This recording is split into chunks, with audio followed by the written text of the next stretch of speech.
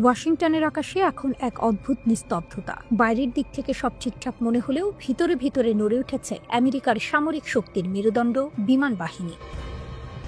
একটি unclassified report প্রকাশ করেছে এক চমকপ্রদ শত ব্রেকিং ডিফেন্সের বিশ্লেষণ অনুযায়ী বিশ্বের তথাকথিত সবচেয়ে আধুনিক বিমান বাহিনী এখন ভুগছে প্রায় ৩০০ যুদ্ধ বিমানের মারাত্মক ঘাটতিতে। আকাশ দখলে যুদ্ধে নামা যুক্তরাষ্ট্রের হাতে যথেষ্ট যুদ্ধ বিমানই নেই।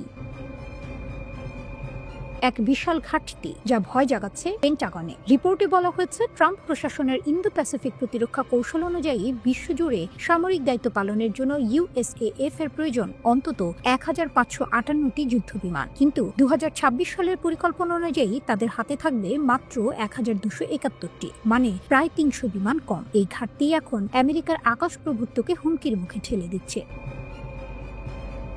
বিমান বাহিনীর কর্মকর্তারা বলছেন, আগামী দশকে শত শত নতুন যুদ্ধপ্রস্তুত বিমান যুক্ত করতে হবে বহরে। ২০৩০ সালের মধ্যে অন্তত ১৩৬৯টি যুদ্ধ বিমান বানানোর পরিকল্পনা রয়েছে, কিন্তু বিশেষজ্ঞদের মতে সীমিত তহবিল, ধীর উৎপাদন শিল্প ও প্রযুক্তি আপগ্রেডের চাহিদা এই লক্ষ্য পূরণে বড় বাধা হয়ে দাঁড়াতে পারে। বোয়িং আর লকহিডের ধীরগতির কারখানা রিপোর্ট বলছে, ভবিষ্যতের মার্কিন বিমান বাহিনীর দুই স্তম্ভ হবে F-15EX ও F-35A লাইটনিং, কিন্তু উৎপাদনের গল্পটা যেন এক শ্বাসরুদ্ধ প্রতীক্ষা। বোয়িং প্রতি বছর মাত্র ২ ডজন F-15EX তৈরি করতে পারবে ২০২৭ সালের মধ্যে। সে হার কিছুটা বাড়িয়ে ৩৬টি পর্যন্ত নেওয়া সম্ভব হলেও বর্তমান পরিকল্পনায় ১২৯টি বিমান তৈরির কথা থাকলেও ২০৩০ সালের মধ্যে পাওয়া যাবে মাত্র ১২৬টি, তাও ৯ মাস পিছিয়ে। অন্যদিকে লকহিড মার্টিন ২০৩০ সালের মধ্যে প্রতি বছর ১০০টি F-35A তৈরি করার লক্ষ্য নিয়েছে। এই বিমানগুলোকে বলা হয় USAF এর যুদ্ধ বহরের ভিত্তি, কিন্তু আরও উৎপাদনের জন্য প্রয়োজন অতিরিক্ত অর্থ, নতুন স্থাপনা আর প্রযুক্তিগত উন্নয়ন, যা সবই সময় সাপেক্ষ। আকাশে দৌড় কিন্তু রানওয়েতে জট। মার্কিন বিমান বাহিনীর এক কর্মকর্তা বলেন, আমরা আধুনিকীকরণের পথে এগোচ্ছি। পঞ্চম প্রজন্মের যুদ্ধ বিমান তৈরি হচ্ছে, কিন্তু সময় লাগছে। বোয়িং দাবি করছে তারা উৎপাদন বাড়াচ্ছে। লকহিড মার্টিন বলছে, F-35 বিশ্বের সবচেয়ে উন্নত যুদ্ধ বিমান। এটি নিশ্চিত করবে যে আমেরিকা ও তার মিত্ররা যে কোনো হুমকির আগে থাকবে। কিন্তু এই আত্মবিশ্বাসী ভাষার আড়ালে স্পষ্ট উদ্বেগ। চীনকে এখন আমেরিকার প্রধান প্রতিদ্বন্দ্বী হিসেবে ঘোষণা করা হয়েছে। তাইওয়ান ইস্যুতে সম্ভাব্য সংঘাতের আশঙ্কা ক্রমেই বাড়ছে। পেন্টাগন ইতিমধ্যেই ক্ষেপণাস্ত্র উৎপাদন বাড়ানোর নির্দেশ দিয়েছে, সম্ভাব্য এক বড় যুদ্ধের প্রস্তুতি হিসেবে। প্রশ্নের মুখে আকাশের সম্রাট। তাহলে প্রশ্ন একটাই, যে দেশকে পৃথিবীর আকাশের অজেয় সম্রাট বলা হয়, সেই দেশ কি সত্যিই যুদ্ধের জন্য প্রস্তুত? যদি আজ সংঘাত শুরু হয়, যদি চীনের আকাশে আগুন জ্বলে ওঠে, আমেরিকার হাতে কি যথেষ্ট বিমান থাকবে উড্ডয়নের জন্য? এই প্রশ্নের উত্তরই এখন ওয়াশিংটনের নিস্তব্ধ করিডরে ঘুরে বেড়াচ্ছে, এক গভীর উদ্বেগের মতো, যেন আকাশের বুকেও এখন ভেসে আছে অনিশ্চয়তার ছায়া। রাশিয়ার কৌশল না বন্ধুত্ব? ইরানের পাশে দাঁড়িয়ে নতুন শক্তির খেলা শুরু করেছে মস্কো। বিশ্ব রাজনীতির মঞ্চে আজ এক নতুন দৃশ্য, যেখানে এক পাশে পশ্চিমা চাপ, অন্য পাশে তেহরানের প্রতিরোধ, আর মাঝখানে দাঁড়িয়ে মস্কোর নীরব হাসি। ইরান এখন আগের চাইতেও শক্তিশালী, আর সেই শক্তিকে কৌশলে আরো বাড়িয়ে দিচ্ছে রাশিয়া। কিন্তু প্রশ্ন থেকে যায়, এটা কি সত্যিই বন্ধুত্ব, নাকি এক নিখুঁত কূটনৈতিক চাল? ক্রেমলিনের দরজা এখন তেহরানের জন্য আগের চেয়ে অনেক বেশি খোলা। রাশিয়ার মুখপাত্র দিমিত্রি পেসকভ স্পষ্ট করে বলেছেন, ইরানের সঙ্গে সম্পর্ক এখন অত্যন্ত গতিশীল। আমরা প্রস্তুত প্রতিটি ক্ষেত্রে সহযোগিতা বাড়াতে। এই ঘোষণা শুধুই সৌজন্য নয়, বরং এক কৌশলগত বার্তা, বিশ্বকে জানিয়ে দেয়া যে ইরান একা নয়। যে সময় যুক্তরাষ্ট্র ও ইসরায়েল ইরানের পারমাণবিক স্থাপনায় হামলা চালাচ্ছে, ঠিক তখনই মস্কো বলছে, তোমাদের উপর চাপ অন্যায়। এই বার্তা শুধু কূটনৈতিক নয়, বরং সামরিকভাবে প্রতিপক্ষকে সতর্ক করারও ইঙ্গিত।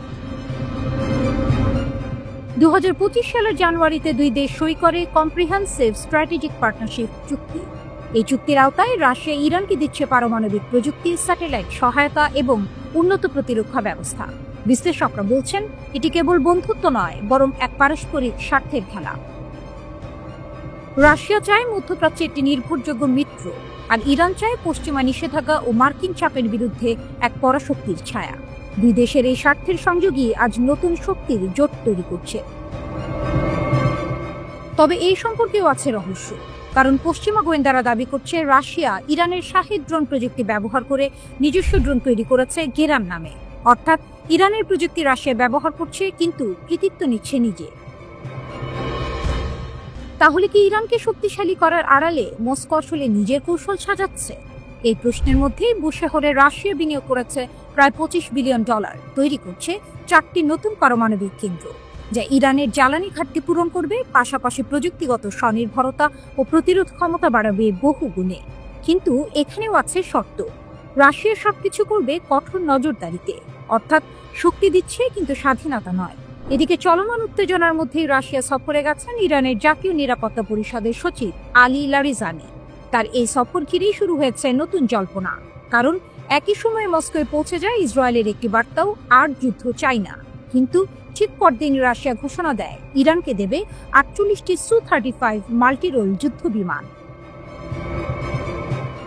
বিশ্লেষকরা বলছেন এটি কেবল সামরিক লেনদেন নয়, বরং এক ঘোষণা। ওয়াশিংটন ও তেল আবিবের উদ্দেশ্যে রাশিয়ার বার্তা স্পষ্ট। এখন আমরা শুধু কূটনীতির নয়, শক্তির ভাষায় কথা বলবো। ইরানের হাতে এই যুদ্ধ বিমান পৌঁছালে মধ্যপ্রাচ্যের আকাশ শক্তির ভারসাম্য বদলে যাবে পুরোপুরি। তেহরান তখন আর কেবল প্রতিরোধে থাকবে না, বরং প্রস্তুত হবে আধিপত্যের জন্য। এই মুহূর্তে বিশ্ব জুড়ে যখন যুক্তরাষ্ট্র নতুন নিষেধাজ্ঞা চাপাচ্ছে, তখন রাশিয়া বলছে আমরা আছি ইরানের পাশে। এ যেন নতুন প্রতিরোধ অক্ষের সূচনা, যেখানে মস্কো ও তেহরান একে অপরের ভরসা আর তাদের ছায়া ধীরে ধীরে ঢেকে দিচ্ছে পশ্চিমের প্রভাব। তাহলে কি রাশিয়া সত্যি ইরানকে শক্তিশালী করছে, নাকি ইরানকে সামনে রেখে মস্কো নিজের প্রভাব বাড়াচ্ছে মধ্যপ্রাচ্যে?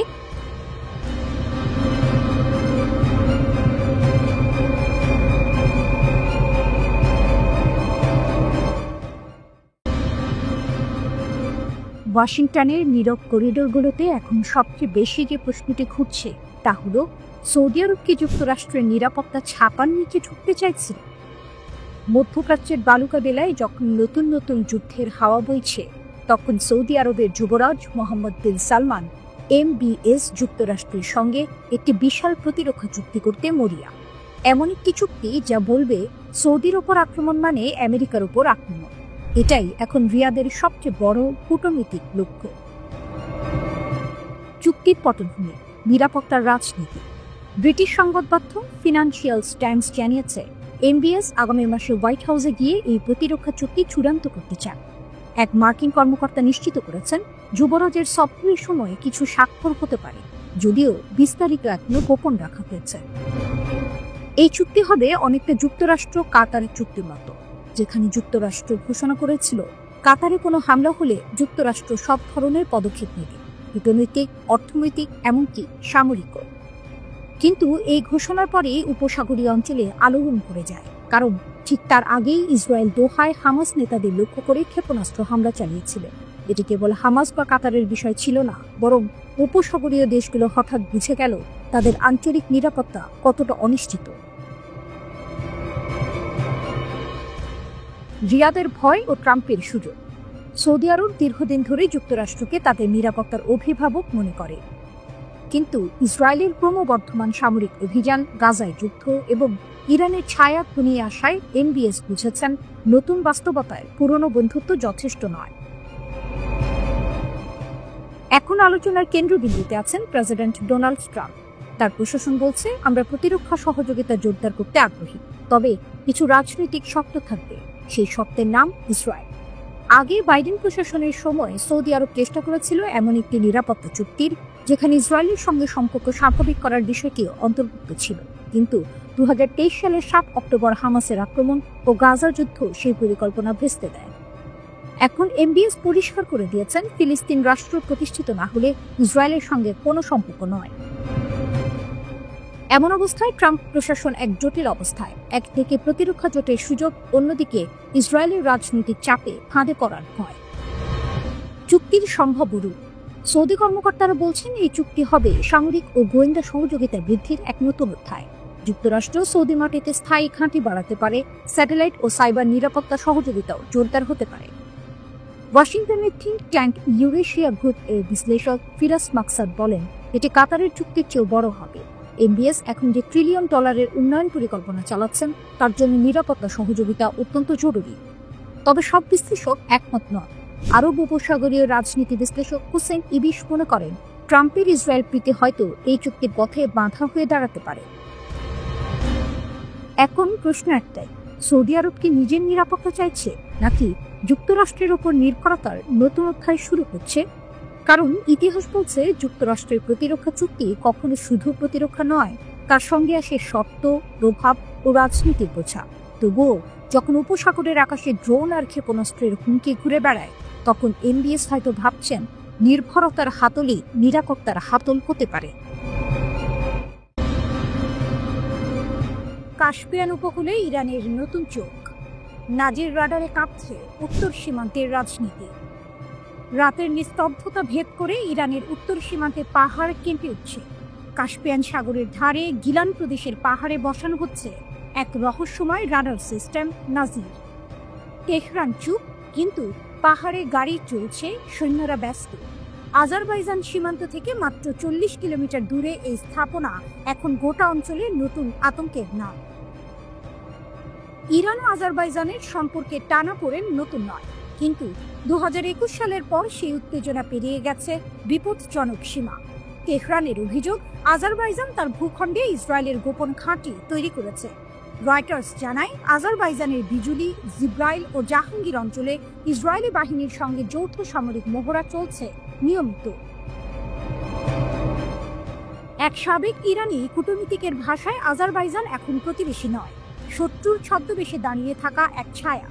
বিশ্লেষকদের মতে, ইসরায়েলের জন্য আজারবাইজান হয়ে উঠেছে এক লঞ্চ প্যাড। মাত্র 700 কিলোমিটার সীমান্ত পেরিয়ে এখান থেকেই সহজে আঘাত হানা সম্ভব ইরানের অভ্যন্তরে। প্রযুক্তির ঢাল, তেহরানের চোখ। এই হুমকির জবাবে ইরান বেছে নিয়েছে প্রযুক্তির শক্তিকে। সামরিক বিশেষজ্ঞ হোসেন দেহজিয়ান বলেন, নাজির শুধু অস্ত্র নয়, এটি ভবিষ্যতের যুদ্ধের চোখ। রাডারটি 30 কিলোমিটার উচ্চতায় যে কোনো যুদ্ধ বিমান শনাক্ত করতে পারে এবং 800 কিলোমিটার পর্যন্ত সক্রিয় নজরদারি চালাতে সক্ষম।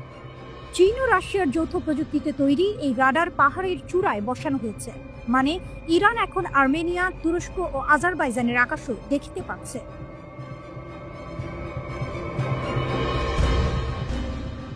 টাইমস অফ ইরান জানায়, নাজিরের 360 ডিগ্রি কভারেজ এটিকে বিশ্বের অন্যতম শক্তিশালী রাডার হিসেবে প্রতিষ্ঠিত করেছে। কৌশলের আড়ালে কূটনীতি। এই স্থাপনাকে শুধু সামরিক পদক্ষেপ বলে ভুল হবে, এটি তেহরানের রাজনৈতিক বার্তা। আমাদের আকাশে কেউ অদৃশ্য নয়। গার্ডিয়ানের তথ্য অনুযায়ী, যুক্তরাষ্ট্র এখন ইরানের উত্তর পশ্চিমে 22 কিলোমিটার প্রস্থের এক করিডোর ব্যবহার করছে, যাকে তেহরান বলছে ন্যাটো করিডোর। ইরানের ভাষায় এই রাডার হচ্ছে সেই করিডোরের উত্তর। ইরান স্পষ্ট করেছে, বিদেশি যুদ্ধবিমান তার আকাশে ঢুকলে তা আর নিরপেক্ষ থাকবে না। গুপ্তযুদ্ধের প্রতিধ্বনি। বিবিসি পার্সিয়ানের রিপোর্ট বলছে, সম্প্রতি ইরানের উত্তরাঞ্চলে কয়েকটি সামরিক ঘাঁটিতে ড্রোন হামলার চেষ্টা ব্যর্থ করেছে রিভলিউশনারি গার্ডস। তেহরান দাবি করেছে, হামলাগুলোর উৎস উত্তর দিকে। এই গোপন লড়াই এখন সীমান্তের মাটি ছাড়িয়ে প্রবেশ করছে আন্তর্জাতিক রাজনীতিতে। বৈশ্বিক প্রভাবের ছায়া। ইরানের প্রভাব এখন কাস্পিয়ান ছাড়িয়ে পৌঁছে গেছে ভারত মহাসাগর ও রেড সি অঞ্চলে। ফ্রান্স 24 জানিয়েছে, মাদাগাস্কারের সাম্প্রতিক রাজনৈতিক অস্থিরতার পেছনেও ইরান সমর্থিত নেটওয়ার্ক কাজ করেছে বলে ধারণা করা হচ্ছে। বিশ্লেষকরা বলছেন, তেহরানের লক্ষ্য স্পষ্ট, ইউরোপে জ্বালানি সরবরাহের রুটে নিজের উপস্থিতি শক্ত করা। ভোরের আলো ফুটছে গিলানের পাহাড়ে, কুয়াশার ভেতর নীরবে ঘুরছে নাজিরের অ্যান্টেনা, প্রতিটি সিগন্যাল যাচাই করছে নিখুঁতভাবে। ইরানের প্রতিরক্ষা মন্ত্রণালয়ের মুখপাত্র ব্রিগেডিয়ার আহমেদ খাতিরের কণ্ঠে শোনা গেল দৃঢ় উচ্চারণ, উত্তর সীমান্তের প্রতিটি নড়াচড়া এখন আমাদের চোখে ধরা পড়ে, কোনো বিদেশি ঘাঁটির কার্যকলাপ অদেখা থাকবে না। আল মনিটর লিখেছে, নাজির রাডার স্থাপনের মধ্য দিয়ে ইরান কার্যত কাস্পিয়ান উপকূলে গড়ে তুলেছে এক নো ফ্লাই জোন। হয়তো সেটাই ইরানের বার্তা, তারা যুদ্ধ চায় না, কিন্তু আকাশে বাজ পড়লে তারা নীরব থাকবে না।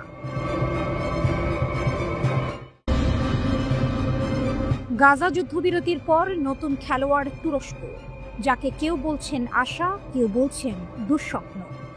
গাজার যুদ্ধ থেমে গেছে, কিন্তু রাজনীতি থেমে নেই। আগুনের পর ছাইয়ের নিচে আবার জ্বলছে নতুন প্রতিযোগিতা। আর সেই প্রতিযোগিতার কেন্দ্রবিন্দুতে উঠে এসেছে এক নাম, তুরস্ক।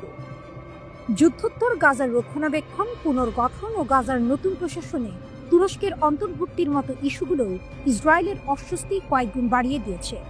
Misgav Institute for National Security স্টাডিজের বিশেষজ্ঞ নোয়া লাজিমি ইসরায়েলি উদ্বেগ এভাবে প্রকাশ করেছেন। তুরস্ককে গাজার যুদ্ধ বন্ধ চুক্তিতে টেনে আনার অর্থ হল এই স্বীকৃতি দেয়া যে তুরস্ক আঞ্চলিক গুরুত্বপূর্ণ শক্তি, এবং এই বাস্তবতা মেনে নেওয়া মধ্যপ্রাচ্যের আঞ্চলিক অন্তর্ভুক্তিমূলক চুক্তি তুরস্ককে অন্তর্ভুক্ত করা ছাড়া সম্ভব নয়। বিশেষ করে ফিলিস্তিনি ইস্যুতে তুরস্ক ছাড়া আঞ্চলিক চুক্তি সম্ভবই নয়। ফলে ইসরায়েলি সন্ত্রাসবাদ বিরোধী বিশেষজ্ঞ এলি কার্মন সতর্ক করেছেন, বর্তমান পরিস্থিতি ইসরায়েলের জন্য দীর্ঘমেয়াদে হুমকি তৈরি করবে। এটি ইসরায়েলের জন্য সিরিয়ার পাশাপাশি নতুন সংকট হিসেবে উপস্থিতি হবে। রাতের নিস্তব্ধতা ভাঙছে নতুন এক কৌশলের শব্দে। বিশ্লেষকরা বলছেন, যুদ্ধবিরতির পরবর্তী সময়ের পরিকল্পনায় তুরস্কের বাড়তে থাকা ভূমিকা এখন বহু দেশের জন্য রাতের দুঃস্বপ্ন হয়ে দাঁড়াতে পারে। প্রেসিডেন্ট রিসেপ তাইয়েপ এরদোয়ান যেন গাজার রাজনীতিতে নিজের প্রভাব বিস্তারের এক সুবর্ণ সুযোগ পেয়েছেন। এই ভূমিকা শুধু রাজনৈতিক নয়, কৌশলগত। মধ্যপ্রাচ্যের অর্থনীতি ও ভূ রাজনীতি দুই ক্ষেত্রেই এটি নতুন এক দাবার চাল। কেউ বলছেন এটি মানবিক সহায়তার মুখোশে প্রভাব বিস্তারের পরিকল্পনা, আবার কারো মতে বহু বছর পর মুসলিম বিশ্বের একতার নেতৃত্ব নিতে প্রস্তুত হচ্ছে তুরস্ক। গবেষকদের আশঙ্কা, গাজায় তুরস্কের সক্রিয় অংশগ্রহণ কৌশলগত ঝুঁকি তৈরি করতে পারে। যদি তুরস্ক কোনো পর্যবেক্ষণ বা প্রয়োগকারী ভূমিকায় যায়, তাহলে তা ইতালি সহ ইউরোপীয় সেনাবাহিনীর স্বাধীন কার্যক্রম সীমিত করতে পারে। উত্তেজনা বাড়লে সরাসরি সংঘর্ষের আশঙ্কাও উড়িয়ে দেওয়া যাচ্ছে না। তুরস্কের অবস্থান স্পষ্ট, তারা চায় না ফিলিস্তিনি গোষ্ঠীগুলো অস্ত্র পুরোপুরি ত্যাগ করুক। এটি সরাসরি ইসরায়েল, মিশর ও সংযুক্ত আরব আমিরাতের পরিকল্পনার বিপরীতে যায়। তাই যুদ্ধ শুরু হওয়ার পর থেকে ইসরায়েল গাজা ইস্যুতে তুরস্ককে আলোচনায় অন্তর্ভুক্ত করতে অনাগ্রহী ছিল। কিন্তু নাটকীয়ভাবে পাল্টে গেছে পরিস্থিতি। এখন তুরস্কই যুদ্ধবিরতির পরবর্তী আলোচনায় গুরুত্বপূর্ণ ভূমিকা রাখছে। বিশ্লেষকদের মতে এর পেছনে যুক্তরাষ্ট্রের ভূমিকা গুরুত্বপূর্ণ। প্রেসিডেন্ট ডোনাল্ড ট্রাম্প বিশ্বাস করেন, মধ্যপ্রাচ্যে স্থিতিশীলতা ফেরাতে তুরস্কের অংশগ্রহণ প্রয়োজন। এই সমর্থনের কারণেই এরদোয়ানের নেতৃত্ব এখন অনেক বেশি বৈধতা পাচ্ছে। কেউ কেউ এটিকে ঐতিহাসিক মোড় বলে বর্ণনা করছেন। 2010 সালে গাজা থেকে রাজনৈতিকভাবে বাদ পড়েছিল তুরস্ক, কিন্তু আজ যুদ্ধোত্তর গাজায় আবারও সেই তুরস্ক ফিরেছে নেতৃত্বের আসনে।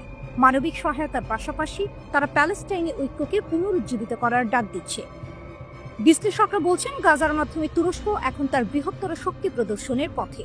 সিরিয়া থেকে ইরান পর্যন্ত প্রভাব বিস্তারে যে কূটনৈতিক নেটওয়ার্ক তারা গড়ে তুলেছে, সেটি এখন বাস্তব রূপ নিচ্ছে। ইসরায়েলও তা বুঝতে পারছে।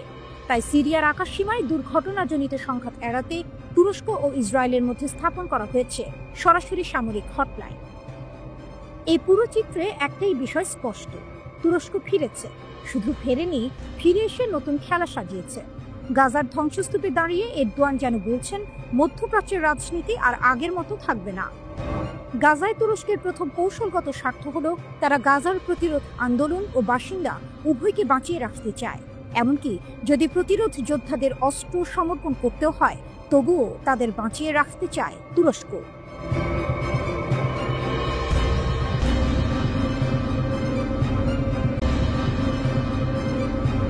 এনপিটির বাঁধন ছেড়ে ইরান কি পারমাণবিক অস্ত্রের পথে? তেহরানের সীমাহীন ক্ষেপণাস্ত্রের ঘোষণা। মনস্তাত্ত্বিক যুদ্ধ নাকি নতুন বৈশ্বিক ভারসাম্যের সূচনা? এই মুহূর্তে সারা বিশ্বকে থামিয়ে দিয়েছে একটি মাত্র প্রশ্ন, ইরান কি এখন এনপিটি চুক্তির বাঁধা ভেঙে পারমাণবিক অস্ত্র তৈরির পথে? ইরানের রাষ্ট্রীয় টেলিভিশনে দেশটির পররাষ্ট্রমন্ত্রী আব্বাস আরাগচির ঘোষণা ছিল স্পষ্ট, ইরান আইইএএ এর সাথে পরমাণু সহযোগিতা চুক্তি স্থগিত করেছে। এর অর্থ কার্যত ইরান এখন আর কোনো বহিরাগত সংস্থার কাছে তার পারমাণবিক কর্মসূচির জন্য জবাবদিহি করবে না। এই ঘোষণার পর বিশ্ব জুড়ে প্রশ্ন উঠেছে, তাহলে কি ইরান এবার পারমাণবিক অস্ত্র তৈরির ঘোষণা দিতে যাচ্ছে, নাকি পশ্চিমা জোটকে এক মনস্তাত্ত্বিক ধাক্কা দিতে তেহরান খেলছে এক নতুন ভূ রাজনৈতিক দাবার চাল? এনপিটি বা নন প্রলিফারেশন ট্রিটি হল পারমাণবিক অস্ত্রের বিস্তার রোধের জন্য জাতিসংঘের একটি বৈশ্বিক চুক্তি। এই চুক্তিতে থাকা দেশগুলো পারমাণবিক অস্ত্র তৈরি না করার প্রতিশ্রুতি দেয়, কিন্তু যখন কোনো দেশ এই চুক্তি স্থগিত করে বা বেরিয়ে আসে, তখন তার মানে হলো সেই দেশ নিজের পারমাণবিক কর্মসূচির ওপর আর কোনো নজরদারি মেনে নেবে না। কূটনৈতিক মহলে কানাঘুষা শুরু হয়েছে। ইরান কি তাহলে এবার স্বাধীন পরমাণু রাষ্ট্রের পথে হাঁটছে? বিশ্লেষকরা বলছেন, গত জুন মাসে ইসরায়েলে যুক্তরাষ্ট্রের হামলায় ইরানের বহু পরমাণু বিজ্ঞানী নিহত হওয়া এবং স্থাপনা ধ্বংসের পরই এই সিদ্ধান্তে বীজ রোপিত হয়েছিল। তেহরান এখন বলছে, তোমরা আমাদের ওপর যুদ্ধ চাপিয়ে দিয়েছ, এখন আমরা নিজেদের মতো চলব। ক্ষেপণাস্ত্রের সীমা তুলে নিলেন খামেনি। ইরানের সিদ্ধান্ত শুধু পরমাণু চুক্তি পর্যন্তই থামেনি, এর চেয়েও বড় পদক্ষেপ এসেছে ইরানের সর্বোচ্চ ধর্মীয় নেতা আয়াতুল্লাহ আলী খামেনির কাছ থেকে। দীর্ঘদিন ধরে 2200 কিলোমিটার পর্যন্ত সীমা ছিল ইরানের ক্ষেপণাস্ত্র কর্মসূচি, কিন্তু এখন সেই সীমা আর নেই। এর অর্থ কি দাঁড়ায়? ইরান এখন চাইলে এমন ক্ষেপণাস্ত্র তৈরি করতে পারে যা ইউরোপের গভীরে, এমনকি মার্কিন ঘাঁটিতেও পৌঁছাতে পারে। বিশ্লেষকরা বলছেন, এই সীমাহীন ক্ষেপণাস্ত্র ঘোষণা আসলে প্রতিশোধের প্রতিধ্বনি। তেহরানের সশস্ত্র বাহিনীর বিচার বিভাগের প্রধান আহমদ রেজা কাপুর খান তো স্পষ্ট করে বলেছেন, আমেরিকানরা ইরানের ক্ষেপণাস্ত্র রেঞ্জ 500 কিলোমিটারের নিচে নামানোর স্বপ্ন নিয়েই মরবে। অর্থাৎ ক্ষেপণাস্ত্র এখন জাতীয় মর্যাদার প্রতীক। ইরানের সামরিক কাঠামোতে চলছে এক অভূতপূর্ব জাগরণ। দেশটির রেভলিউশনারি গার্ড কর্পস আজ মধ্যপ্রাচ্যের অন্যতম শক্তিশালী এক সামরিক ইউনিট। তাদের হাতে এখন এমন অস্ত্র আছে যা 3000 কিলোমিটার দূরত্বেও আঘাত হানতে পারে। নৌবাহিনী হাতে নিয়েছে ফাতে কাদির নামের সাবমেরিন, আর আকাশে আছে খুররমশর 4, যার গতি শব্দের চেয়েও 3 গুণ বেশি। ইরানের চোখে প্রতিটি ক্ষেপণাস্ত্র শুধু ইস্পাত নয়, বরং তা হলো পশ্চিমা আধিপত্যের অপমানের জবাব। প্রেক্ষাপট এখন পরিষ্কার, ইরান আর কোনো বাধা মানছে না, না এনপিটি, না ক্ষেপণাস্ত্রের সীমা, না পশ্চিমা চাপ। প্রশ্ন হলো, এখন যখন তেহরান পরমাণু ও ক্ষেপণাস্ত্র দুই দিকেই সীমাহীন হয়ে উঠছে, তখন কি মধ্যপ্রাচ্য ঢুকছে এক নতুন অস্ত্র প্রতিযোগিতার যুগে? নাকি এই ইরানই তৈরি করবে নতুন বৈশ্বিক ভারসাম্য, যেখানে প্রতিরোধী হবে শান্তির নতুন সংজ্ঞা?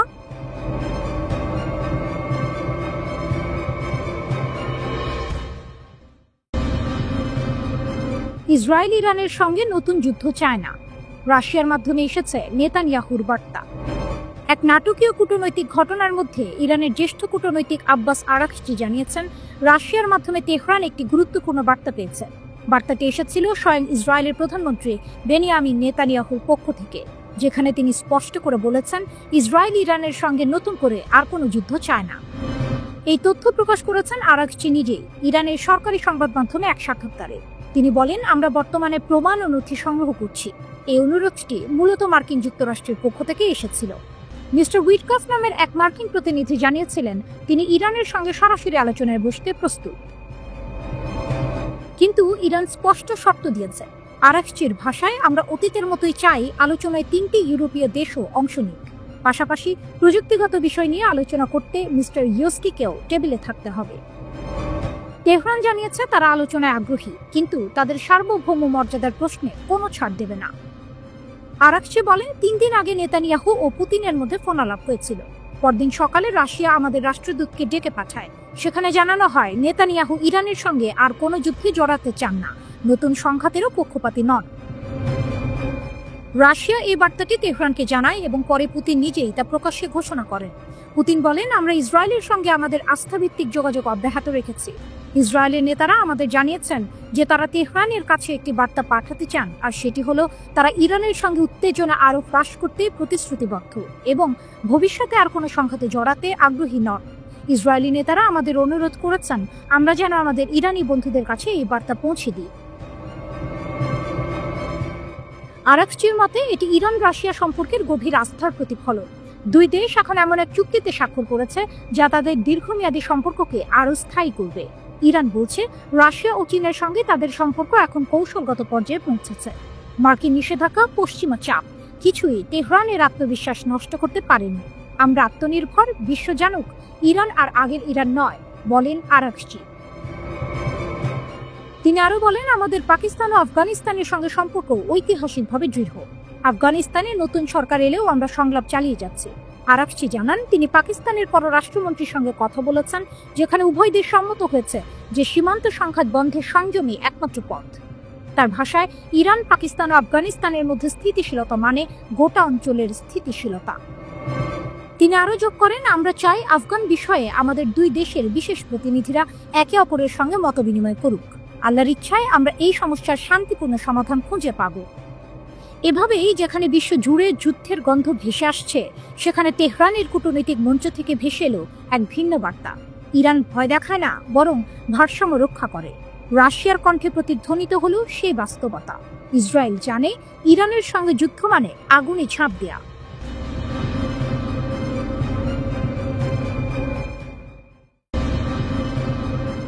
ইরানের মিসাইল হুঁশিয়ারি ও ভেনেজুয়েলায় নতুন যুদ্ধের ছায়া।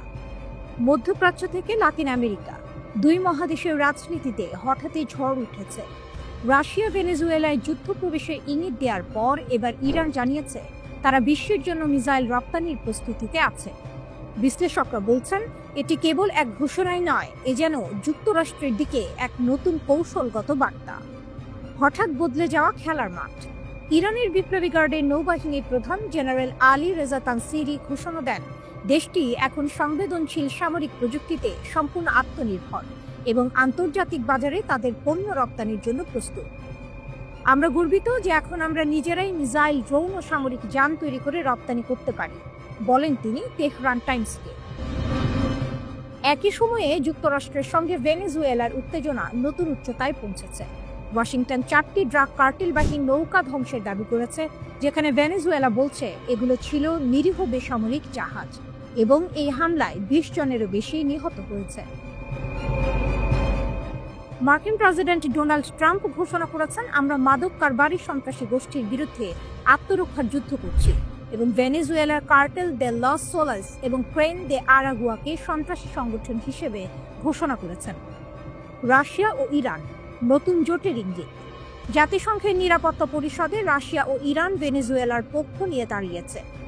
রুশ প্রতিনিধির বক্তব্যে স্পষ্ট সতর্কবার্তা ছিল, মার্কিন নৌবাহিনীর উপস্থিতি ভেনেজুয়েলার উপকূলে কেবল অভ্যাস নয়, বরং সম্ভবত আক্রমণের প্রস্তুতি। মস্কো ও তেহরানের এই অবস্থান অনেকের কাছে অপ্রত্যাশিত ছিল। মধ্যপ্রাচ্যের মিত্ররা এবার লাতিন আমেরিকার রাজনৈতিক মঞ্চে পা রাখতে চলেছে। এ যেন বিশ্ব রাজনীতির নতুন টুইস্ট। ইরানের শক্তি ও বার্তা। যদিও ইরান নিজেই কঠোর মার্কিন নিষেধাজ্ঞা, ড্রোন হামলা ও পারমাণবিক স্থাপনায় আঘাতের মুখে রয়েছে, তবুও দেশটি সামরিক প্রযুক্তিতে অবিশ্বাস্য অগ্রগতি দেখাচ্ছে। গত জুনে ইরান ইসরায়েলে ডজন খানেক ক্ষেপণাস্ত্র নিক্ষেপ করেছিল, যা তাদের 3 স্তরের প্রতিরক্ষা ভেদ করেছিল। এছাড়া ইরানের শাহেদ ড্রোন এখন যুক্তরাষ্ট্র, চীন, ফ্রান্স ও যুক্তরাজ্যের প্রকৌশলীদের কাছেও অনুকরণের মডেল হয়ে উঠেছে। ইরানের সর্বোচ্চ নেতা আয়াতুল্লাহ খামেনি সম্প্রতি ক্ষেপণাস্ত্রের সর্বোচ্চ পাল্লা সীমা শিথিল করার ইঙ্গিত দিয়েছেন।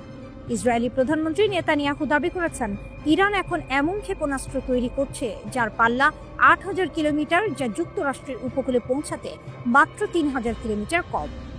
তেহরান অবশ্য এই অভিযোগ উড়িয়ে দিয়ে বলেছে, ইরান কোনো যুদ্ধ চায় না, কিন্তু কেউ আঘাত করলে তাৎক্ষণিক জবাব দিতে হবে। বিশ্লেষকদের মতে, ভেনেজুয়েলাকে নিয়ে উদ্ভূত এই সংকট কেবল লাতিন আমেরিকার নয়, এটি বিশ্ব রাজনীতির নতুন পরীক্ষার মঞ্চ। রাশিয়া ও ইরানের ঐক্য যদি বাস্তব পদক্ষেপে রূপ দেয়, তবে যুক্তরাষ্ট্রের প্রভাব ক্ষেত্রে এক নতুন শক্তিশালী অক্ষ গড়ে উঠতে পারে। ইরানের বার্তা স্পষ্ট, নিষেধাজ্ঞা বা চাপ দিয়ে আর তাদের থামানো যাবে না। তাদের মিসাইল, ড্রোন ও প্রযুক্তি এখন কেবল প্রতিরক্ষা নয়, বরং বিশ্বের শক্তির এক নতুন সংজ্ঞা দিচ্ছে।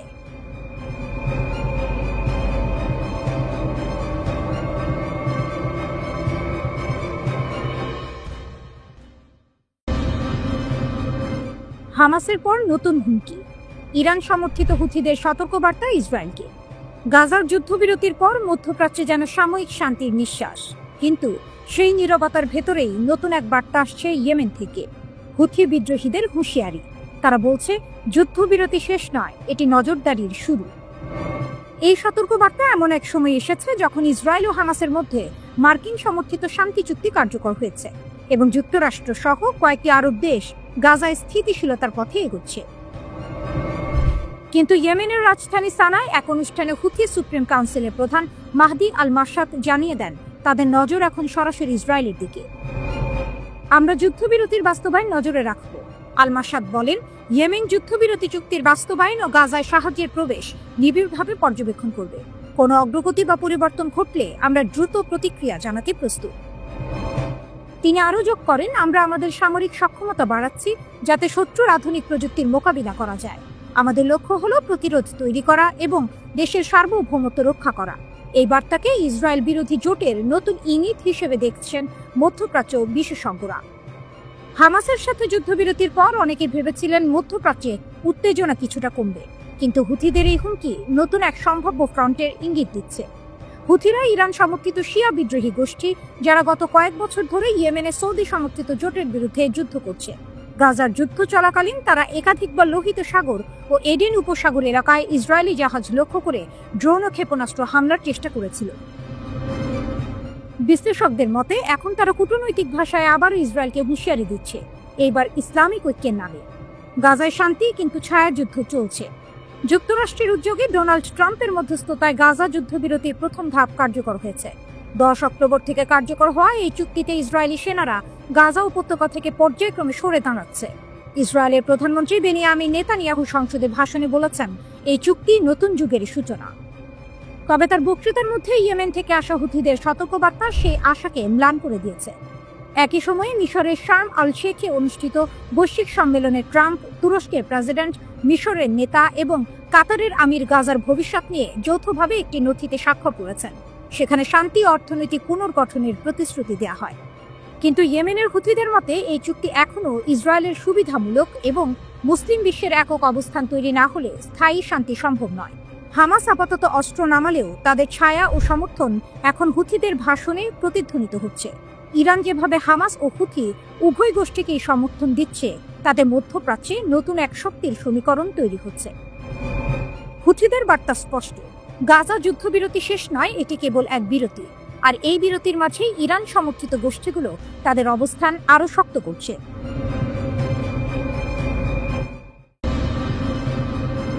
ক্ষেপণাস্ত্রের শৃঙ্খল ছিঁড়ে দিলেন খামেনি, কাঁপছে মধ্যপ্রাচ্য। ইসরায়েলি হামলার জবাবে আর সীমা মানবে না ইরান।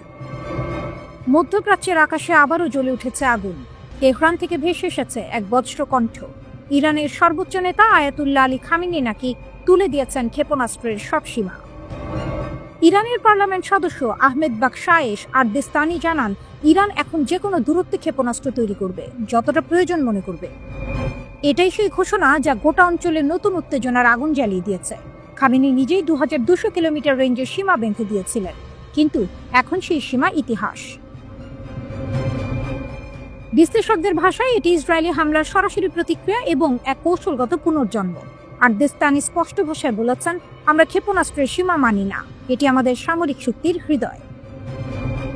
তিনি যোগ করেন, ইরানের ক্ষেপণাস্ত্র কর্মসূচি এখন আর কোনো কূটনৈতিক বাঁধনে আবদ্ধ নয়। প্রয়োজনে তারা এমন দূরত্বে আঘাত হানবে যা আগে কখনো সম্ভব হয়নি। যদিও খামেনির দপ্তর থেকে এখনো কোনো আনুষ্ঠানিক বিবৃতি আসেনি, তবুও ইরানের রাজনৈতিক অঙ্গনে ঢেউ তুলেছে এই মন্তব্য। মার্কিন ও ইসরায়েলি নীতি নির্ধারকেরা উদ্বিগ্ন। তেহরানের এই সিদ্ধান্ত মানে ইরান এখন তার আঘাতের ছায়া ছড়িয়ে দিতে পারবে ভূমধ্যসাগর পর্যন্ত। অন্যদিকে ইরানের পররাষ্ট্রমন্ত্রী আব্বাস আরাকচি অভিযোগ করেছেন, ইসরায়েল যুক্তরাষ্ট্রকে ইরান বিরোধী হামলায় প্রতারিত করেছে। তার ভাষায়, ওরা প্রথমে আমেরিকাকে ঠেলে দিয়েছে আক্রমণে, এখন মিথ্যা ক্ষেপণাস্ত্র হুমকি তৈরি করছে। ওয়াশিংটনের দাবি ছিল ইরান যেন ক্ষেপণাস্ত্রের রেঞ্জ কমায়, কিন্তু তেহরান তা সরাসরি প্রত্যাখ্যান করেছে। ইরানের নিরাপত্তা পরিষদের প্রধান বলেছেন, এমন দাবি কোনো সম্মানিত ব্যক্তি মেনে নিতে পারে না। তবে প্রশ্ন হচ্ছে, ইরান কি এখনো আগের মতো শক্তিশালী? 2025 সালের জুনে ইসরায়েলি বিমান হামলায় দেশটির বহু ক্ষেপণাস্ত্র উৎক্ষেপণ কেন্দ্র ধ্বংস হয়েছিল। তখন নিহত হয়েছিলেন বেশ কয়েকজন শীর্ষ IRGC কমান্ডার ও পারমাণবিক বিজ্ঞানী। নাতানজের ইউরেনিয়াম সমৃদ্ধকরণ কেন্দ্র ও কয়েকটি বিমান প্রতিরক্ষা ব্যবস্থা ভয়াবহ ক্ষতিগ্রস্ত হয়েছিল, কিন্তু ইরান থামেনি। দগ্ধ ধ্বংসস্তূপের ভেতর থেকেও তারা উঠে দাঁড়িয়েছে। তেহরান, ইস্পাহান, তাবরিজ ও হামাদানে ক্ষেপণাস্ত্র কারখানাগুলো এখন আবারও ধীরে ধীরে প্রাণ ফিরে পাচ্ছে। অ্যাসোসিয়েটেড প্রেস এর স্যাটেলাইট বিশ্লেষণ বলছে, ইরান পুনর্গঠন করছে তার ক্ষেপণাস্ত্র উৎপাদন কেন্দ্রগুলো, যদিও কিছু গুরুত্বপূর্ণ যন্ত্র যেমন প্ল্যানেটারি মিক্সার এখনো অনুপস্থিত। তবুও প্রতিবেদনে বলা হয়েছে, এই যন্ত্র চীন থেকে সংগ্রহের প্রস্তুতি নিচ্ছে ইরান। ওয়াশিংটন ও তেল আবিব যখন ইরানের দুর্বলতা নিয়ে গর্ব করছে, তেহরান তখন নীরবে পুনর্গঠনের পথে হাঁটছে। এক ইরানি সামরিক বিশ্লেষক বলেন, ইসরায়েল ভেবেছিল তারা আমাদের থামিয়েছে, বাস্তবে তারা শুধু আমাদের আরো শক্তিশালী করেছে।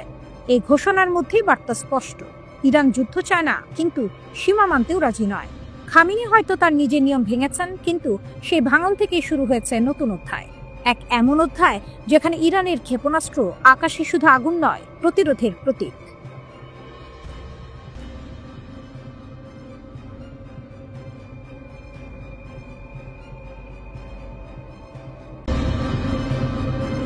ইরানের সামরিক প্রযুক্তি, মধ্যপ্রাচ্যের শক্তির নতুন মানচিত্র। কে বলেছিল ইরান শুধু ইতিহাসের দেশ? আজকের ইরান হলো প্রযুক্তির দেশ, এক দেশ যাকে থামানো ক্রমেই অসম্ভব হয়ে উঠছে। সামরিক শক্তির নতুন সংজ্ঞা লিখছে তেহরান। আকাশ থেকে সাগর, সাগর থেকে মহাকাশ, প্রতিটি দিকে ইরান এখন বিশ্ব শক্তিদের চোখে কাঁটা হয়ে উঠেছে।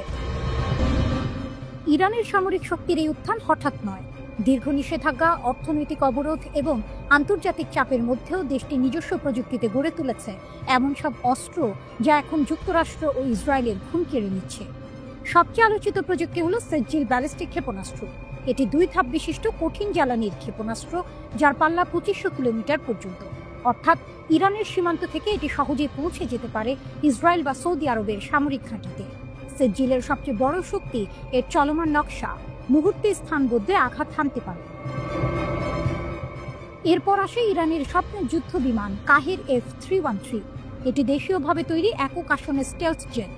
রাডারে ধরা পড়ে না সহজে, নিম্ন উচ্চতায় উঠতে পারে এবং বোমা বা মিসাইল উভয়ই বহন করতে সক্ষম। যদিও পশ্চিমা বিশ্লেষকরা এর বাস্তবতা নিয়ে সন্দেহ প্রকাশ করেছেন, তবুও ইরান বলছে এই বিমান ইতিমধ্যেই উড্ডয়নের জন্য প্রস্তুত। আকাশে শত্রুর হুমকি মোকাবিলায় ইরানের আরেক গর্ব বাভার 373। এটি অনেকের মতে রাশিয়ার S-400 এর সমকক্ষ। সর্বোচ্চ 300 কিলোমিটার দূরের লক্ষ্যবস্তু ধ্বংস করতে সক্ষম এই প্রতিরক্ষা ব্যবস্থা ঘণ্টায় ম্যাক 8 গতিতে ক্ষেপণাস্ত্র ছুটতে পারে। ইরানের বিজ্ঞানীরা নিজেরাই বানিয়েছেন এর রাডার ও নিয়ন্ত্রণ ব্যবস্থা, যা প্রমাণ করে তারা আর কারো ওপর নির্ভরশীল নয়। সামরিক নজরদারিতে যুক্ত হয়েছে আলবোর্স 3D রাডার। এটি একসাথে 300টি লক্ষ্যবস্তু ট্র্যাক করতে পারে, এমনকি নিচু উচ্চতার ড্রোন বা স্টেলথ জেটও এতে ধরা পড়ে। 450 কিলোমিটার দূর থেকে শত্রু শনাক্ত করতে পারা এই রাডার এখন ইরানের আকাশ সীমার নীরব প্রহরী। স্থলে যুদ্ধের জন্য রয়েছে কারার প্রথম যুদ্ধ ট্যাঙ্ক T-90 ও M1 আব্রামসের মিশ্র রূপ। এতে আছে লেজার রেঞ্জ ফাইন্ডার, কম্পিউটার নির্ভর টার্গেটিং সিস্টেম এবং 125 মিমি কামান। এক ট্যাঙ্ক জ্বালানিতে 500 কিলোমিটার চলতে পারে এটি। সাগরে ইরানের গোপন শক্তি হল গাদির ক্লাস সাবমেরিন। পারস্য উপসাগরের অগভীর জলে লুকিয়ে থাকা এই সাবমেরিন শত্রুর নজর এড়িয়ে মুহূর্তেই মিসাইল ছুটতে পারে। ড্রোন যুদ্ধেও ইরান দেখিয়েছে বিপুল অগ্রগতি।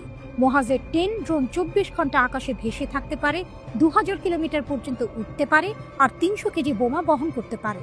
এটি ইরানের গোয়েন্দা ও আক্রমণ দুই দিকেই একসাথে কাজ করছে। কিন্তু সবচেয়ে বড় চমক এসেছে পাতা হাইপারসনিক ক্ষেপণাস্ত্র থেকে। ম্যাক 15 গতিতে উঠতে সক্ষম এই অস্ত্র শত্রুর প্রতিরক্ষা ব্যবস্থাকে প্রায় অর্থহীন করে দিচ্ছে। আমেরিকাও জানে এই ক্ষেপণাস্ত্র আকাশে উঠলে আটকানো অসম্ভব। সবশেষে আছে শহীদ সোলেমানি যুদ্ধ জাহাজ, ইরানের নৌবাহিনীর গর্ব।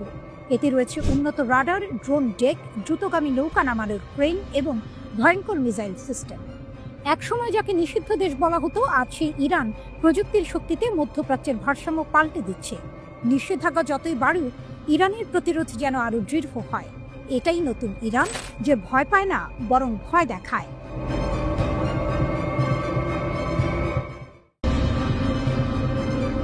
গোপন যুদ্ধের উন্মোচন, তেল আবিবের নিচে ইরানের লক্ষ্যভেদ। 13 জুনের রাত আকাশে ভেসে ওঠে একের পর এক আগুনের রেখা।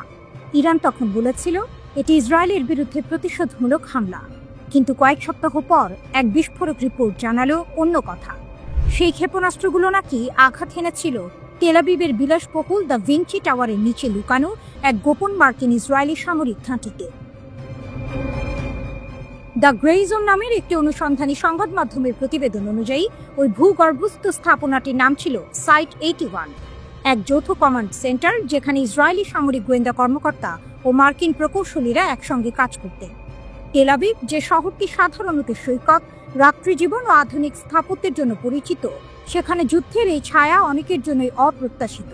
প্রতিবেদনে দাবি করা হয়েছে, বিলাসবহুল দ্য ভিঞ্চি টাওয়ারের নিচে বহু বছর আগে শুরু হয়েছিল একটি গোপন প্রকল্প, যা 2013 সালে মার্কিন সেনাবাহিনীর ইঞ্জিনিয়ার কর্পসের তত্ত্বাবধানে সম্প্রসারিত হয়।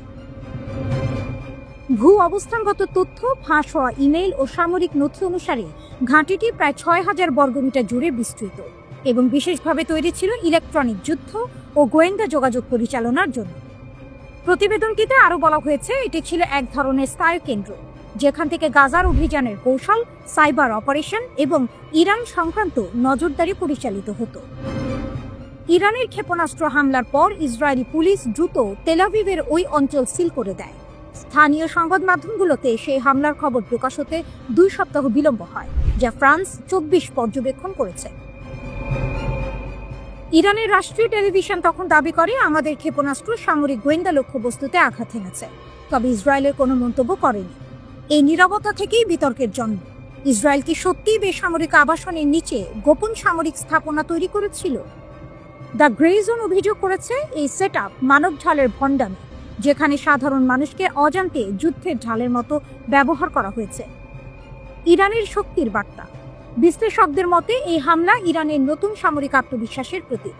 গত কয়েক বছরে ইরান দীর্ঘ পাল্লার ক্ষেপণাস্ত্র, ড্রোন এবং সাইবার যুদ্ধ সক্ষমতায় ব্যাপক বিনিয়োগ করেছে।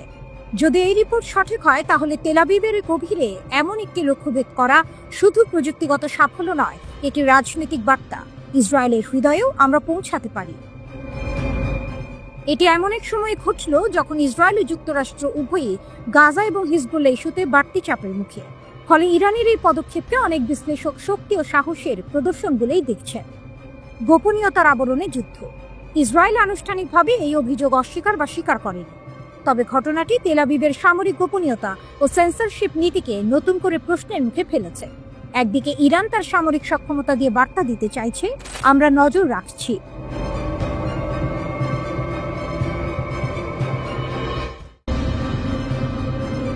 আরব সাগরের নীল জলে কি ছায়াযুদ্ধ শেষ?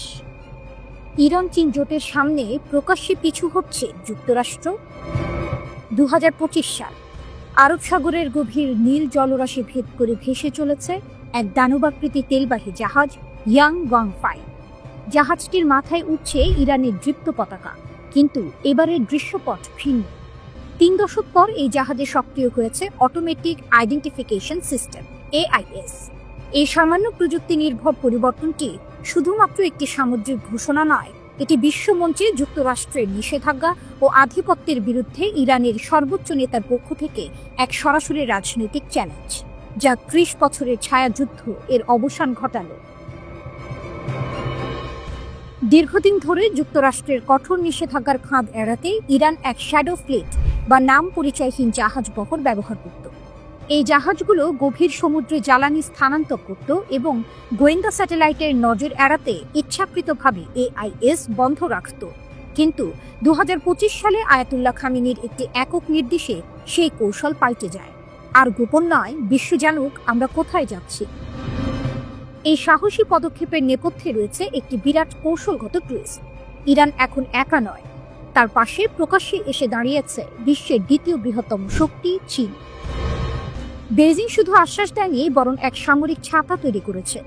চীনা বিশ্লেষকদের কথায় ইরানের তেলবাহী জাহাজে আঘাত হানার অর্থ হবে সরাসরি চীনের জ্বালানি নিরাপত্তায় আঘাত, যা সহ্য করা হবে না। ভারত মহাসাগর ও আরব সাগরের উপকূলে চীন ইতোমধ্যে ডেস্ট্রয়ার, যুদ্ধ জাহাজ ও সাবমেরিন মোতায়েন করে দিয়েছে। ইরানের জাহাজগুলো এখন শুধু তাদের নিজেদের পতাকা বহন করছে না, তারা চলছে চীনের সামরিক রক্ষা কবচের নিচে।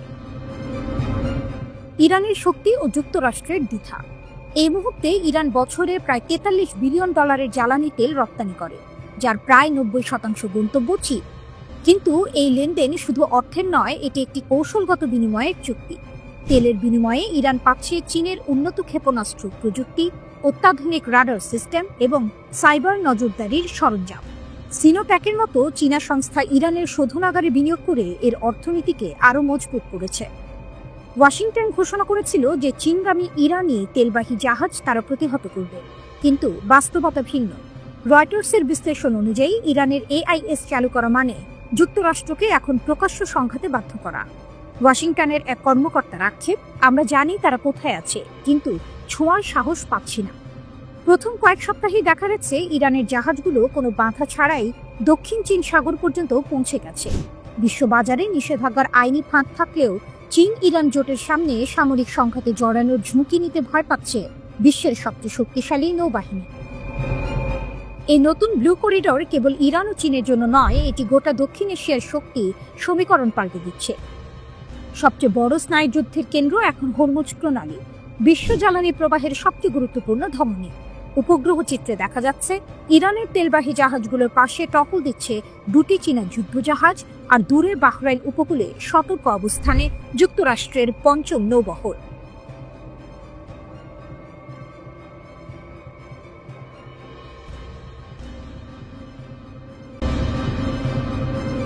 ইরানের আকাশ। হঠাৎ তেহরানের সামরিক সদর দপ্তরে একটি জরুরি বার্তা পৌঁছায়। একটি অজানা স্টেলথ ড্রোন ইরানের আকাশ সীমায় প্রবেশ করেছে। সেটি ছিল আমেরিকার তৈরি লকহিড মার্টিনের অত্যাধুনিক RQ-170 সেন্টিনেল ড্রোন।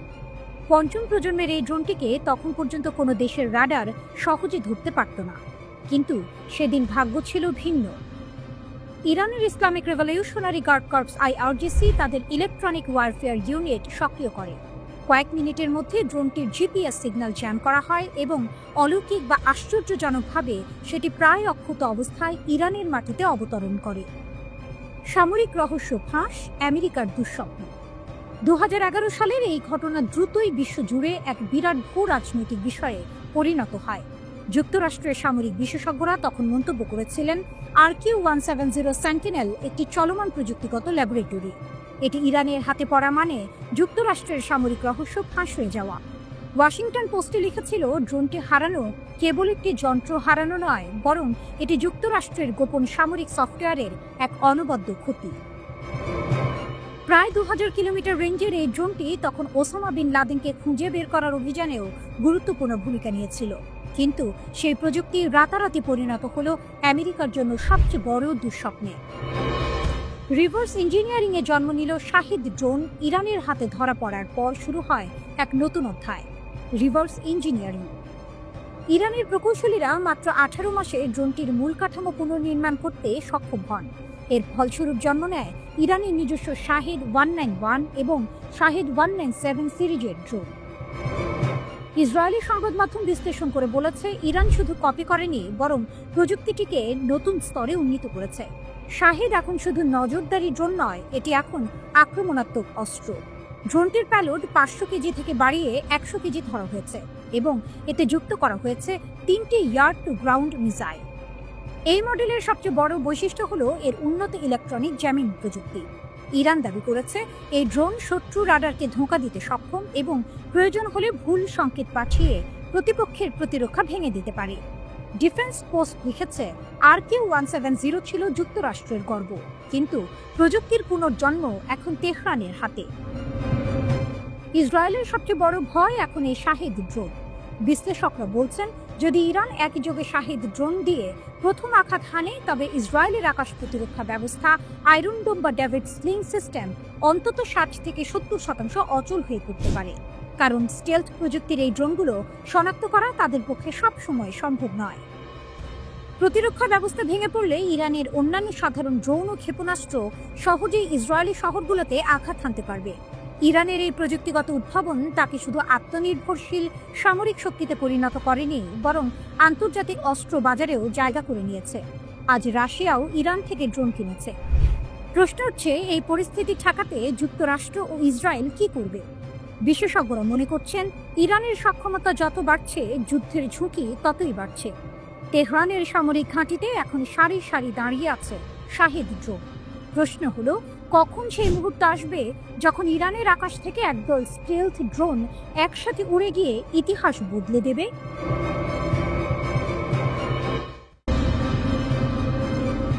পারস্যের নতুন সূর্য। ইরানের গ্যাসফিল্ড কি যুক্তরাষ্ট্রের ঘুম কাড়বে? মধ্যপ্রাচ্যের ভূ রাজনৈতিক মানচিত্র পরিবর্তনের পথে তেহরান। পারস্য উপসাগরের উপকূলে বাতাসে ভারী ধুলো, দূরে তেলের কূপে আগুনের লাল আভা ঝলক দিচ্ছে, কিন্তু চারপাশে নীরবতা। এই নীরবতার মধ্যে ইরানি প্রকৌশলীরা বিশাল মরুভূমির নিচে আবিষ্কার করেছেন এমন এক সম্পদ যা মধ্যপ্রাচ্যের ভূ রাজনৈতিক ভারসাম্য এক দশকের জন্য বদলে দিতে পারে। এটি সেই মুহূর্ত যখন বিশ্ব রাজনীতির মানচিত্র আরেকবার নতুন করে আঁকা শুরু হলো। বিবিসি এক প্রতিবেদনে লিখেছে, ইরানের দক্ষিণাঞ্চলের এই নতুন গ্যাস ক্ষেত্র আবিষ্কার কোনো সাধারণ ঘটনা নয়, এটা এক ভূ রাজনৈতিক কৌশল। নিষেধাজ্ঞা পেরিয়ে ইরান এখন আর শুধু একটি তেলের দেশ নয়, এটা প্রযুক্তির, বিজ্ঞানের এবং কৌশলের দেশ। নেতানিয়াহুর ৩ হুমকি এবং ইরানের শক্তি। কয়েক বছর আগে ইসরায়েলের প্রধানমন্ত্রী বেনিয়ামিন নেতানিয়াহুকে প্রশ্ন করা হয়েছিল, ইসরায়েলের জন্য সবচেয়ে বড় হুমকি কি? তিনি দ্বিধা না করেই উত্তর দিয়েছিলেন, প্রথম হুমকি ইরান, দ্বিতীয় হুমকি ইরান, তৃতীয় হুমকিও ইরান। তখন এই কথাকে রাজনৈতিক নাটক মনে হলেও আজ তা এক নিষ্ঠুর বাস্তবতার প্রতিধ্বনি। কারণ যুক্তরাষ্ট্র ও পশ্চিমা শক্তি যখন চেয়েছিল অর্থনীতি চেপে ধরে ইরানকে হাঁটু গেড়ে বসাতে, তখন ঘটেছে উল্টোটা। ইরান নিষেধাজ্ঞার নিচে গড়ে তুলেছে এক আত্মনির্ভরশীল সামরিক ও প্রযুক্তিগত সাম্রাজ্য। পশ্চিমা শক্তি যে তালা দিয়ে ইরানকে বন্দী করতে চেয়েছিল, তার চাবি এখন ইরানের হাতে। ইরানের দক্ষিণাঞ্চলে পারস্য উপসাগরের উপকূল থেকে কিছু কিলোমিটার দূরে আবিষ্কৃত হয়েছে গ্যাস ফিল্ড। এতে মজুত রয়েছে প্রায় 10 ট্রিলিয়ন ঘনফুট গ্যাস এবং প্রায় 200 মিলিয়ন ব্যারেল তেল। এটি বাংলাদেশের বার্ষিক গ্যাস ব্যবহারের প্রায় 7 গুণ। ইরানের তেলমন্ত্রী বলেছেন, এটি শুধু জ্বালানি নয়, এটি সার্বভৌমত্বের শক্তি। আন্তর্জাতিক অর্থনীতিবিদরা বলছেন, এই আবিষ্কার ইরানের অর্থনীতিতে $1 ট্রিলিয়ন যোগ করতে পারে। ইরান এখন শুধু জ্বালানির রপ্তানিকারক নয়, বরং মধ্যপ্রাচ্যের ক্ষমতার কেন্দ্রবিন্দু হতে চলেছে, যা সরাসরি সৌদি আরব, কুয়েত ও কাতারের আধিপত্যে আঘাত হানছে। নিষেধাজ্ঞাকে অস্ত্র বানানো। গল্প এখানেই শেষ নয়। যুক্তরাষ্ট্রের কঠোর নিষেধাজ্ঞার পরেও ইরান যেভাবে তাদের রপ্তানি চালিয়ে যাচ্ছে, তা এক প্রকার গুপ্ত যুদ্ধের কৌশল। ব্লুমবার্গের রিপোর্ট অনুযায়ী ইরান তাদের তেল চীনে পাঠাচ্ছে এবং বিনিময়ে কোনো ডলার না নিয়ে নিচ্ছে আধা তৈরি গাড়ি। সেই গাড়িগুলো ইরানের মেড ইন ইরান ট্যাগ লাগিয়ে বাজারে ছাড়া হচ্ছে। মার্কিন ভূ রাজনীতি বিশ্লেষকরা বলছেন, নিষেধাজ্ঞা এখন আর ইরানকে থামাতে পারে না, বরং এটি যুক্তরাষ্ট্রের দুর্বলতাকেই প্রকাশ করেছে। মধ্যপ্রাচ্য বিশেষজ্ঞ করিম সাদিক মন্তব্য করেছেন, ইরান এখন নিষেধাজ্ঞাকে অস্ত্র হিসেবে ব্যবহার করছে, যা পশ্চিমা দেশগুলো আগে কল্পনাও করেনি। তেহরানের এই ক্রমবর্ধমান শক্তিতে ঘুম কেড়ে নিয়েছে ওয়াশিংটন ও তেল আবিবে। ইসরায়েল এখন সরাসরি সামরিক প্রস্তুতিতে নেমেছে। তেল আবিবে যুক্তরাষ্ট্র মোতায়েন করেছে অতিরিক্ত থার্ড মিসাইল ডিফেন্স ইউনিট এবং দক্ষিণ কোরিয়া থেকে আনা হচ্ছে প্যাট্রিয়ট সিস্টেমের নতুন ব্যাটারি। অন্যদিকে ইরানও বসেনি। তারা রাশিয়ার সহায়তায় প্রতিরক্ষা ব্যবস্থা পুনরুদ্ধার করেছে এবং চীনের long range air defence system Hormuz প্রণালী থেকে ইরাক সীমান্ত পর্যন্ত সক্রিয় করেছে।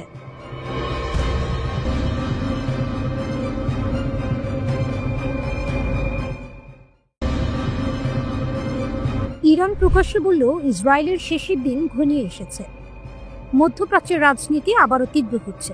ইরান এবার সরাসরি ঘোষণা করেছে, ইসরায়েলের অস্তিত্ব শেষ হয়ে যাবে। এই বক্তব্য ঘিরে তুমুল আলোড়ন তৈরি হয়েছে আন্তর্জাতিক অঙ্গনে। কারণ এবার বিষয়টি এসেছে শুধু মুখে নয়, বইয়ের পাতায়ও। ইসরায়েল ধ্বংসের পরিকল্পনা নামের বই।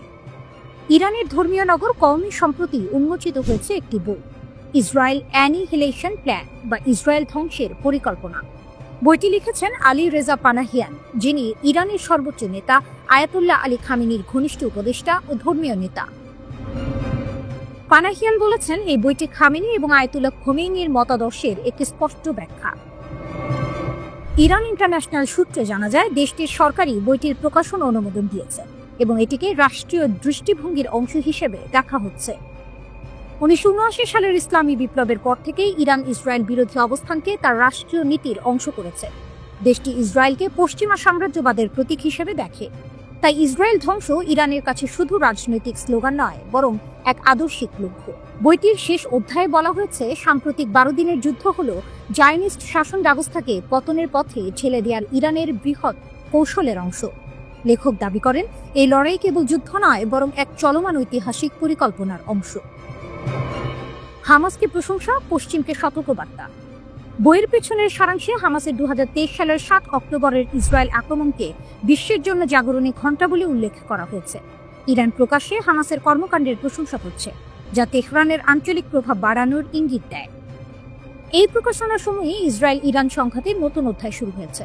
জুনে ইসরায়েল ইরানের বিরুদ্ধে হামলা চালায়, অভিযোগ করে তেহরান সমৃদ্ধ ইউরেনিয়ামকে অস্ত্রে পরিণত করছে। যুদ্ধ ও পাল্টা আঘাত। এর জবাবে ইরান মার্কিন সামরিক ঘাঁটিতে ক্ষেপণাস্ত্র হামলা চালায়, যখন যুক্তরাষ্ট্র ইরানের 3টি পারমাণবিক স্থাপনায় টমাহক ও বাংকার বাস্টার বোমা ব্যবহার করে। এই ঘটনাকে অনেকেই 12 দিনের যুদ্ধ নামে ডাকছেন, যা মধ্যপ্রাচ্যে শক্তির ভারসাম্য নতুনভাবে নির্ধারণ করেছে। যুদ্ধের মাঝে কূটনীতি। যুদ্ধ থামেনি, তবুও ট্রাম্প প্রশাসন ঘোষণা দিয়েছে, ইরান যদি প্রস্তুত থাকে আমরাও প্রস্তুত। এক বক্তৃতায় প্রেসিডেন্ট ডোনাল্ড ট্রাম্প বলেছেন, এটি হবে ইরানের নেওয়া সবচেয়ে ভালো সিদ্ধান্ত। অন্যদিকে ইরানের পররাষ্ট্রমন্ত্রী বলছেন, তারা যুক্তরাষ্ট্রের কাছ থেকে ন্যায্য ও ভারসাম্যপূর্ণ প্রস্তাব আশা করছেন। তবে ওয়াশিংটনে এখনো দ্বন্দ্ব আছে, তারা কি সত্যিই ইরানকে চাপ দিতে চায়, নাকি আলোচনার টেবিলে আনতে? ইরানের শক্তি ও বার্তা। বিশ্লেষকদের মতে ইরান এখন শুধু সামরিক শক্তি নয়, একটি মতদর্শিক বলয় তৈরি করেছে, যা সিরিয়া, লেবানন ও গাজা পর্যন্ত বিস্তৃত। এই নেটওয়ার্কই ইরানের সবচেয়ে বড় শক্তি। তেহরান বার্তা দিচ্ছে, তারা ভয় পায় না, বরং তারা প্রস্তুত এক নতুন মধ্যপ্রাচ্যের বাস্তবতা গড়তে। ইরানের এই প্রকাশ্য ঘোষণা একদিকে যুদ্ধের আশঙ্কা বাড়াচ্ছে, অন্যদিকে কূটনীতির পথও খুলে রাখছে। প্রশ্ন হচ্ছে, এই ইসরায়েল ধ্বংসের পরিকল্পনা আসলেই কি কৌশলগত বার্তা, নাকি আসন্ন সংঘাতের পূর্বাভাস?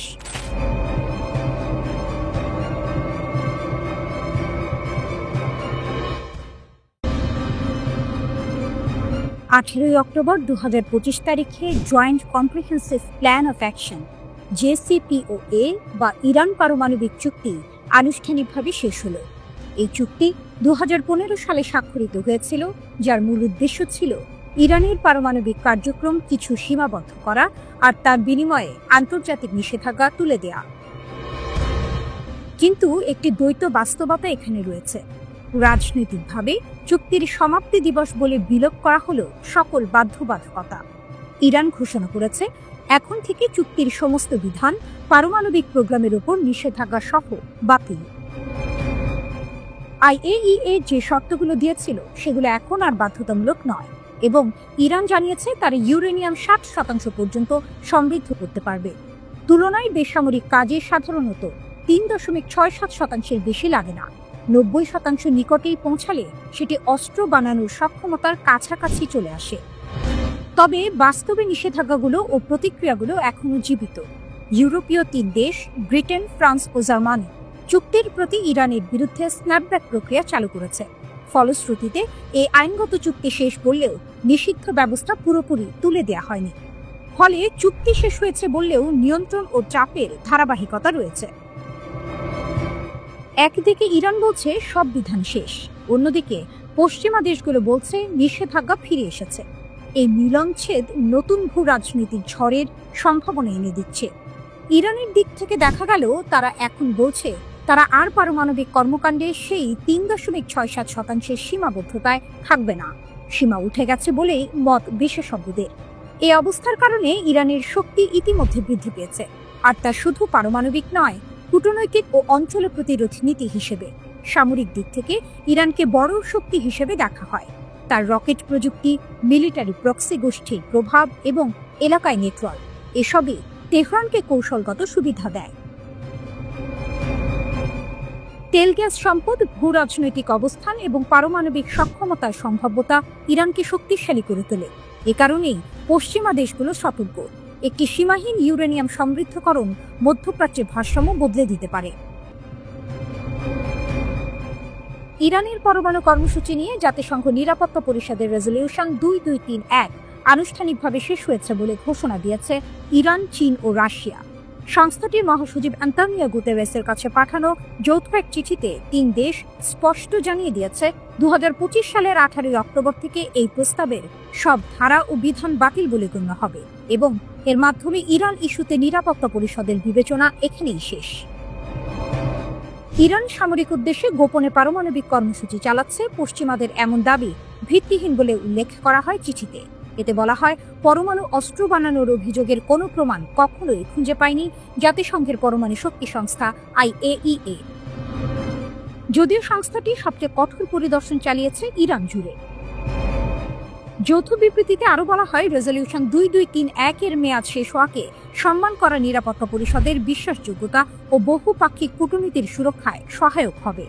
চিঠির শেষে 3 দেশ ইরানকে কেন্দ্র করে কূটনৈতিক সমাধানের জন্য অনুকূল পরিবেশ তৈরির আহ্বান জানিয়েছে এবং উত্তেজনা কমিয়ে সংলাপের উপর গুরুত্ব দেওয়ার কথা পুনর্ব্যক্ত করেছে।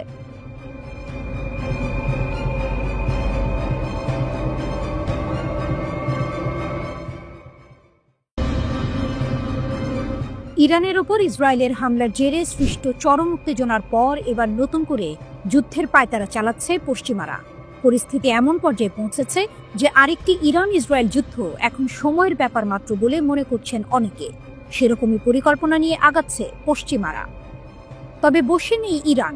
সর্বোচ্চ নেতা আয়াতুল্লাহ খামেনি ভালো করেই জানেন ইরানের ওপর আঘাত আসতেই থাকবে, তাই শত্রুদের মোকাবিলা করতে সব নিয়ে প্রস্তুত ইসলামী বিপ্লবের দেশটি। ইরানের কাছে বড় আঘাত খাওয়ার পরও শিক্ষা হয়নি, আবারও যুদ্ধের হুঙ্কার, আর পশ্চিমা দেশগুলো ইরানকে কণ্ঠরোধ করতে তৎপর। এখন এক প্রশ্ন ঘুরছে, নতুন ইরান ইসরায়েল লড়াই কি শুধু সময়ের ব্যাপার? ইরান সম্প্রতি বহু প্রতিকূলতায় পড়ে, তবু মন বদলায়নি। দেশটির শাসকরা বলে থাকেন আঘাত আসতেই থাকবে, কিন্তু তাদের প্রতিরোধও থাকবে বেশি। মার্কিন, ইসরায়েল ও কিছু ইউরোপীয় দেশের চাপ, নিষেধাজ্ঞা ও সামরিক উপস্থিতি বাড়িয়ে দেওয়ার নকশা ইরানের উপর ক্রমাগত চালানো হচ্ছে। এতে করে তেহরান কেবল কূটনীতিতে নয়, আঞ্চলিক শক্তি গঠনেও জোর দিচ্ছে। তাদের প্রতিক্রিয়া সিরিয়া, লেবানন, ইরাক ও ইয়েমেনে বিশেষভাবে লক্ষণীয় হয়েছে। প্রক্সি গোষ্ঠী ও কৌশলগত সাফল্য বাড়ানোর চেষ্টা চলছে। তবু ইরান এখন শুধু প্রতিরোধী করছে না, তারা ভেতর থেকে নিজেকে বদলে নিচ্ছে। জুনে 12 দিনের সংঘর্ষের পরে শুরু করা শুদ্ধি অভিযান, গোপন অভিযান এবং সন্দেহভাজন ব্যক্তিদের গ্রেপ্তারের ফলে দেখা গেছে তেহরান বিদেশি প্রভাব থেকে নিজেকে মুক্ত করার চেষ্টা করছে। ধরা ছোঁয়ার তালিকায় এমন ব্যক্তিরাও রয়েছেন যারা বিদেশি গোয়েন্দা সংস্থার সাথে যোগাযোগ রাখতেন। এগুলো যদি সত্য হয়ে থাকে, তাহলে ইরানের অভ্যন্তরীণ রাজনীতিও সংকটে পড়ছে। প্রশাসনিক পরিবর্তন এসেছে। গত 3 আগস্ট প্রজাতন্ত্রের সর্বোচ্চ নিরাপত্তা পরিষদের নামে নতুন একটি কৌশলগত সংস্থা গঠন করা হয়েছে। এর নেতৃত্বে থাকবেন দেশের প্রেসিডেন্ট, বিচারপতি সহ পার্লামেন্ট স্পিকার, সামরিক কমান্ডার এবং কিছু মূল মন্ত্রী এতে যুক্ত থাকবেন। ম্যান্ডেট হলো জাতীয় নিরাপত্তা ও প্রতিরক্ষা পরিকল্পনা তৈরি এবং সশস্ত্র বাহিনীর কার্যক্রম সমন্বয় করা। এই পরিবর্তন ইরানের কৌশলগত মানচিত্রে বড় ধাক্কা হিসেবে দেখা হচ্ছে। এখানে রাষ্ট্রীয় সিদ্ধান্ত নিতে কেন্দ্রীয় কোর শক্তিশালী হয়েছে। আন্তর্জাতিক মঞ্চে তেহরান মোটেই নিস্তব্ধ নয়। ইরানের নতুন নিরাপত্তা সচিব মস্কো সফরে গিয়েছেন। রাশিয়ার সঙ্গে ঘনিষ্ঠতা বাড়ানো হচ্ছে। তেল, বাণিজ্য ও সামরিক সম্পর্ক জোরদার করা হচ্ছে, যাতে পশ্চিমা নিষেধাজ্ঞার চাপ সামাল দেওয়া যায়। অর্থনৈতিক ও কৌশলগত এই চলই ইরানকে আরও স্থিতিস্থাপক করে তুলেছে। ইরানের সামরিক প্রস্তুতিও নতুন যুদ্ধের সম্ভাবনার ইঙ্গিত দিচ্ছে। প্রতিরক্ষা মন্ত্রী আজিজ নাসিরজাদে বলেন, 12 দিনের সংঘাতের সময় ইরান তার সবচেয়ে উন্নত অস্ত্র ব্যবহার করা থেকে বিরত ছিল। এর মধ্যে রয়েছে কাশেম বাশির মিসাইল। তিনি সতর্ক করে বলেন, যদি আবার আক্রমণ করা হয় তবে তার প্রতিক্রিয়া হবে অপ্রত্যাশিত এবং জোরালো। ইরান ক্ষতিগ্রস্ত হলেও সহজে নত হবে না। তারা নিজেকে শক্ত করেই রেখেছে। পশ্চিমাদের পরিকল্পনা রয়ে গেলে সংঘাত সময়ের বিষয়, কিন্তু কূটনীতি, গোপন যুদ্ধ ও ভূ রাজনীতি মিলে কোনো অনিশ্চিত মোড়ও আনতে পারে। মধ্যপ্রাচ্যের পরবর্তী অধ্যায় এখন অধিক নাটকীয় এবং বিপজ্জনক।